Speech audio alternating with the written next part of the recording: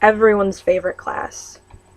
Okay, everyone's favorite required class is peer communications. It's kind of the non-elective elective. Everyone would take it even if it wasn't required because it's such an easy A. There's very little homework, and don't forget the bonus points for class participation. I mean, they encourage you to yell out in class. What's not to like? After feeling more and more like an outcast, peer communications was my safe haven at school. Whenever I walked into that room, I felt like throwing open my arms and shouting, "Ollie Ollie Oxenfree!" For one period each day, you were not allowed to touch me or snicker behind my back, no matter what the latest rumor. Mrs. Bradley did not appreciate people who snickered. That was rule number one. Day number one. If anyone snickered at what anyone else said, they owed Mrs. Bradley a Snickers bar. And if it was an extremely rude snicker, you owed her a king size. And everyone paid up without argument. That's the kind of respect people had for Mrs. Bradley. No one accused her of picking on them, because she never did. If she said you snickered, you did. And you knew it.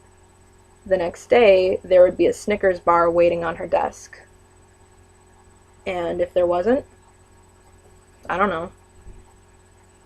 There always was. Mrs. Bradley said peer communications was her favorite class to teach, or moderate, as she called it. Each day, we had a brief reading assignment full of statistics and real-world examples. Then, we discussed. Bullies, drugs, self-image, relationships. Everything was fair game in peer communications, which, of course, made a lot of other teachers upset. It was a waste of time, they said. They wanted to teach us cold, hard facts. They understood cold, hard facts. They wanted to teach us the meaning of X in relation to pi, as opposed to helping us better understand ourselves and each other. They wanted us to know when the Magna Carta was signed, never mind what it was, as opposed to discussing birth control. Which meant that each year, during budget meetings, peer communications was on the chopping block. And each year, Mrs. Bradley and the other teachers brought a bunch of students to the school board with examples of how we benefited from the class. Okay, I could go on like this forever, defending Mrs. Bradley. But something happened in that class, didn't it? Otherwise, why would you be listening to me talk about it? Next year, after my little incident, I hope peer communications continues. I know. You thought I was going to say something else, didn't you? You thought I was going to say that if the class played a part in my decision, it should be cut. But it shouldn't. No one at school knows what I'm about to tell you. And it wasn't really the class itself that played a part. Even if I never took peer communications, the outcome may very well have been the same. Or not. I guess that's the point of it all. No one knows for certain how much impact they have on the lives of other people. Oftentimes, we have no clue. Yet, we push it just the same. At the back of Mrs. Bradley's room stood a wire book rack, the kind you spin, the kind that holds paperback novels in the supermarket. But this rack never held any books. Instead, at the beginning of the year, each student received a paper lunch bag to decorate with crayons and stickers and stamps. Then we opened our bags and hung them to the rack with a couple of pieces of tape. Mrs. Bradley knew people had a difficult time saying nice things to each other, so she devised a way for us to anonymously say what we felt. Did you admire the way so-and-so talked openly about his family? Drop a note in his bag and tell him. Do you understand so-and-so's concern about not passing history? Drop her a note. Tell her you'll think about her as you study for the upcoming test. Did you like his performance in the school play? Do you like her new haircut? If you can, tell them to their face. But if you can't, drop them a note and they'll feel it just the same. And as far as I know, no one ever left a mean or sarcastic note in anyone's bag. We had too much respect for Mrs. Bradley to do that. So, Zach Dempsey, what's your excuse? Don't worry, Zach. You never left anything mean in my bag. I know that. But what you did do was worse. But first, let's go back a few weeks. Let's go back to Rosie's. I just sat there in the booth where Marcus left me, staring into an empty milkshake glass. His side of the bench was probably still warm because he'd left only a minute ago, when up walked Zach, and down he sat. I pretended not to notice him. Not because I had anything against him, but because my heart and my trust were in the process of collapsing. And that collapse created a vacuum in my chest. Like every nerve in my body was withering in, pulling away from my fingers and toes, pulling back and disappearing.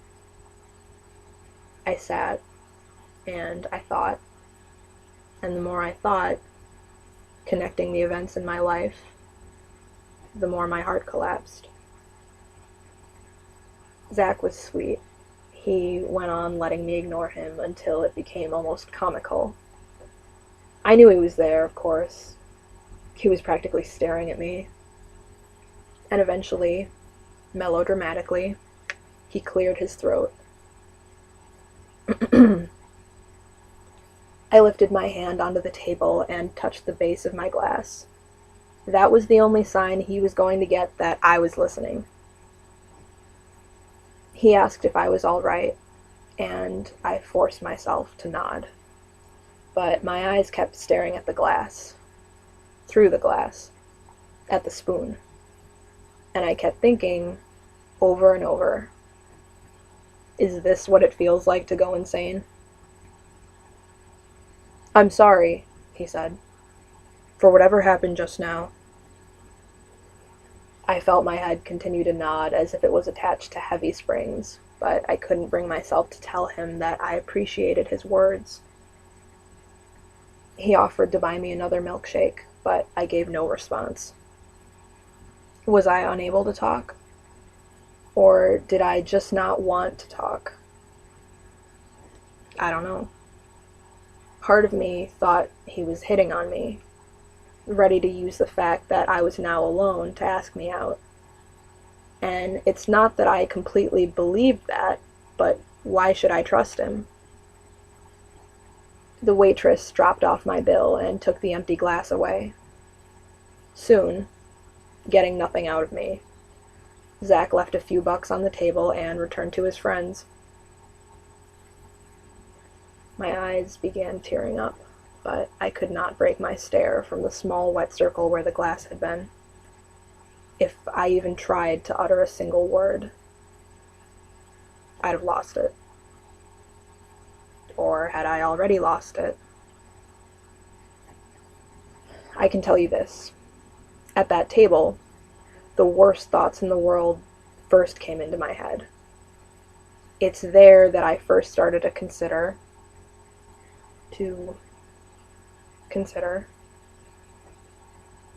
a word that I still cannot say.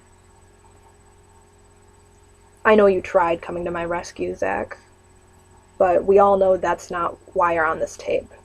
So I've got one question before we continue. When you try rescuing someone and discover they can't be reached, why would you ever throw that back in their face? For the past several days or weeks or however long it took you to get these tapes, Zach, you probably thought no one would find out. You probably got sick to your stomach when you heard what I did. But the more time that went by, the better you felt.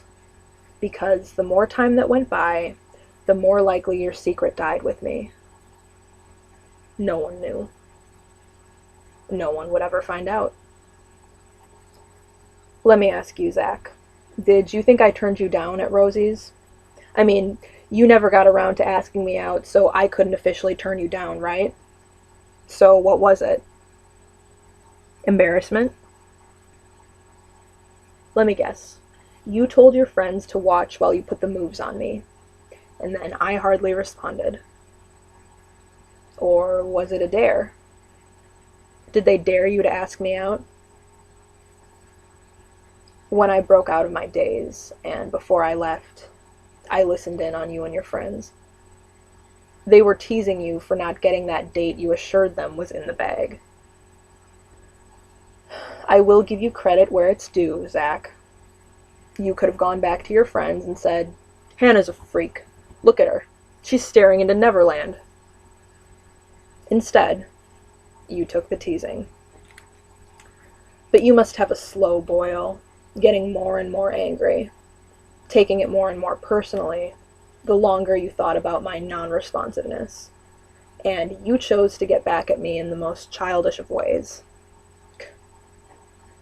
You stole my paper bag notes of encouragement.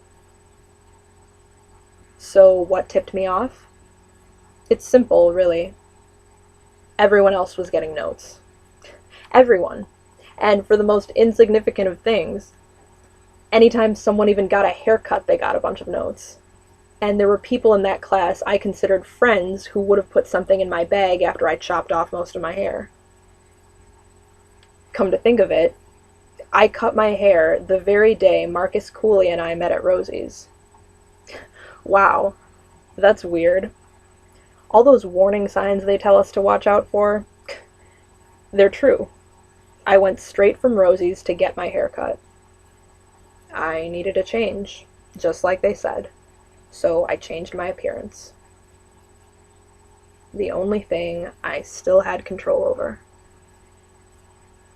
Amazing. I'm sure the school had psychologists come in loaded with handouts, telling you what to look for in students who might be considering. No.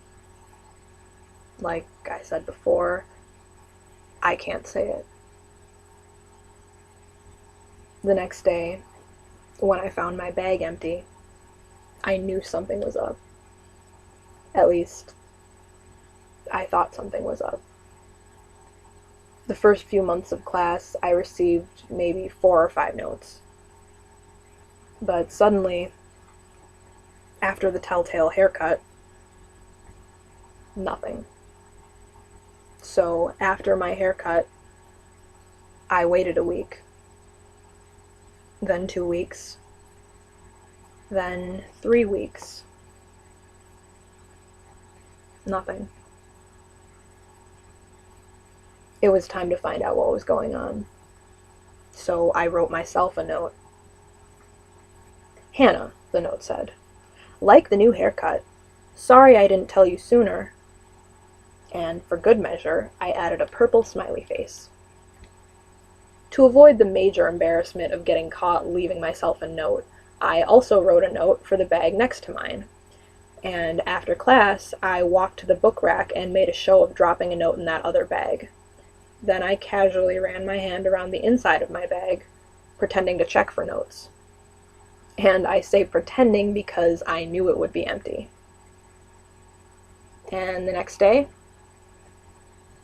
nothing in my bag. The note was gone. Maybe it didn't seem like a big deal to you, Zach, but now I hope you understand. My world was collapsing. I needed those notes. I needed any hope those notes might have offered. And you? You took that hope away. You decided I didn't deserve to have it.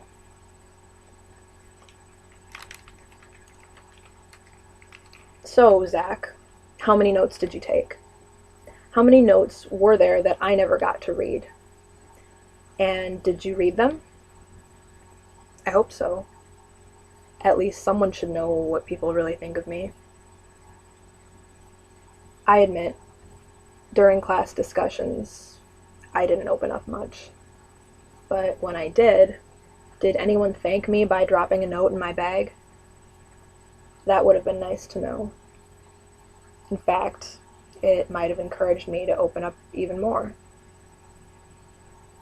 The day my self-written note went missing, I stood outside the classroom door and started talking to someone I'd never spoken with before. I looked over her shoulder every few seconds, watching the other students check their bags for notes. That sure looked like a lot of fun, Zach. And that's when I caught you. With a single finger, you touched the lip of my bag and tilted it down just enough to peek inside. Nothing. So you headed toward the door without checking your own bag, which I found very interesting. Of course, that didn't prove anything. Maybe you just liked seeing who was getting notes and who wasn't, with a particular interest in me. So the next day, I came into Mrs. Bradley's room during lunch. I took my paper bag off the rack and reattached it with the tiniest sliver of tape. Inside, I placed a little note folded in half. Again, when class was over, I waited outside and watched. But I didn't talk to anyone this time. I just watched. You touched the lip of my bag, saw the note, and reached in. The bag fell to the floor and your face turned bright red. But you bent down and scooped it up anyway. And my reaction? Disbelief. I mean, I saw it. I expected it, even. But I still couldn't believe it. While my original plan called for me to confront you right then and there, I jumped to the side, out of the doorway. In a hurry, you rounded the corner, and there we were, face to face. My eyes stung as I stared at you.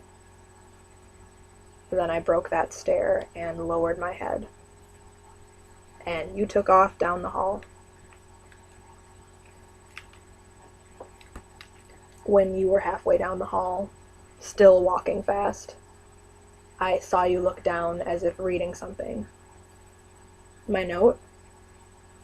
Yes. You turned for just a moment to see if I was watching. And for that moment, I was scared. Would you confront me and tell me you were sorry? Yell at me? The answer? None of the above. You just turned and kept walking, getting closer and closer to the doors leading outside, closer to your escape. And as I stood there in the hallway, alone, trying to understand what had happened and why, I realized the truth. I wasn't worth an explanation. Not even a reaction. Not in your eyes, Zach. For the rest of you listening, the note was addressed to Zach by name. Maybe he sees it now as a prologue to these tapes. Because in there, I admitted that I was at a point in my life where I really could have used any encouragement anyone might have left me. Encouragement that he stole. But I couldn't take it anymore. You see, Zach's not the only one with a slow boil. I shouted after him. Why? In the hallway, there were still a few people changing classes. All of them jumped, but only one of them stopped. And he stood there, facing me, cramming my note in his back pocket. I screamed that word over and over again. Tears, finally spilling over, ran down my face. Why? Why, Zach? So now, let's get personal. In the spirit of opening up, of full disclosure, let me offer you this. My parents love me.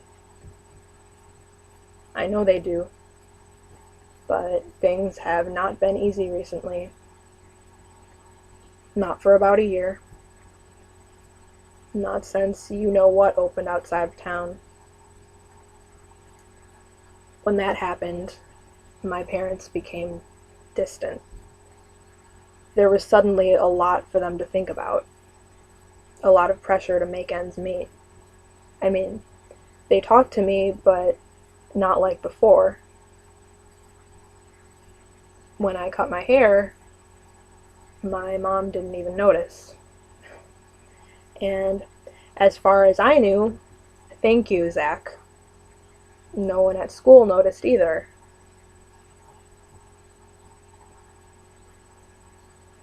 In the back of our class, Mrs. Bradley also had a paper bag. It hung with the rest of ours on the spinning book rack. We could use it, and she encouraged it, for notes about her teaching, critical or otherwise. She also wanted us to recommend topics for future discussions. So I did just that. I wrote a note to Mrs. Bradley that read, "Suicide. It's something I've been thinking about. Not too seriously, but I have been thinking about it." That's the note. Word for word. And I know it's word for word because I wrote it dozens of times before delivering it. I'd write it, throw it away, write it, crumple it up, throw it away. But why was I writing it to begin with? I asked myself that question every time I printed the words onto a new sheet of paper. Why was I writing this note? It was a lie. I hadn't been thinking about it. Not really. Not in detail. The thought would come into my head and I'd push it away. But I pushed it away a lot. And it was a subject we never discussed in class. But I was sure more people than just me had thought about it, right? So why not discuss it as a group? Or, deep down, maybe there was more. Maybe I wanted someone to figure out who wrote the note and secretly come to my rescue. Maybe.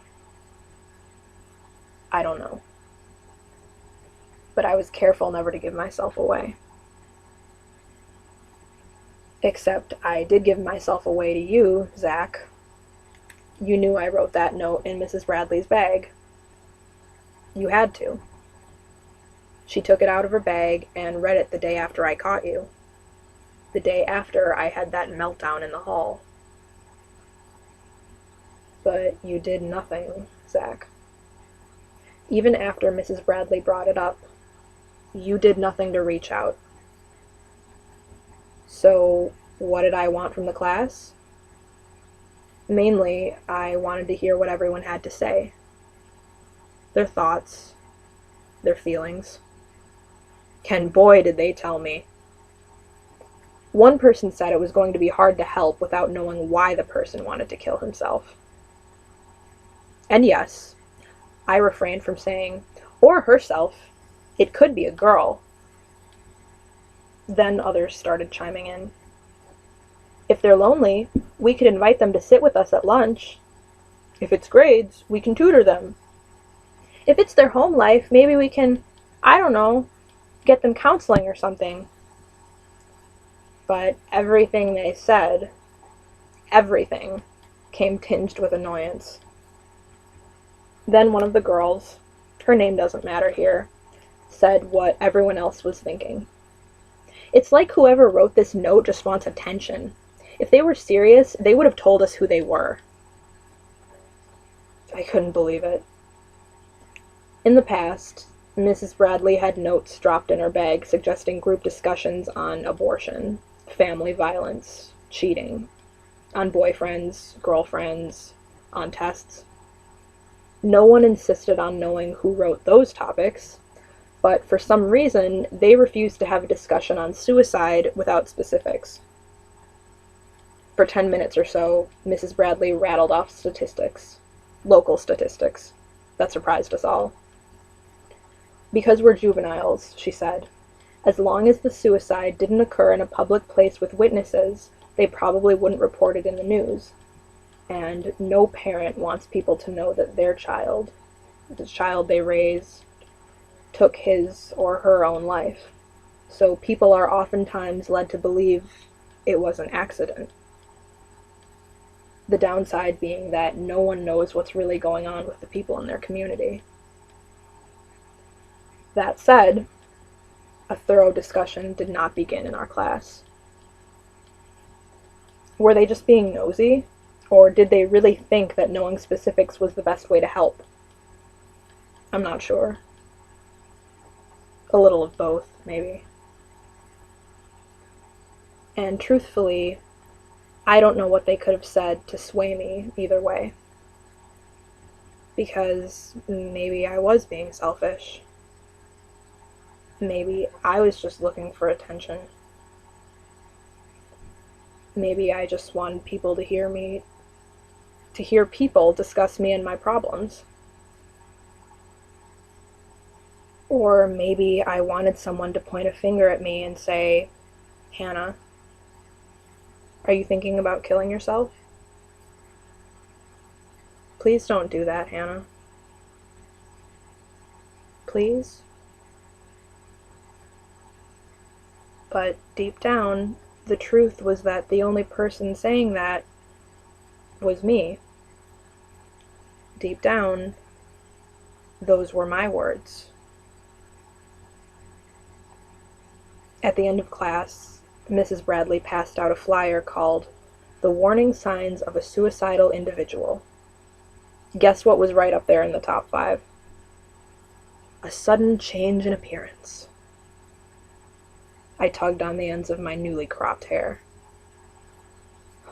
Huh. Who knew I was so predictable?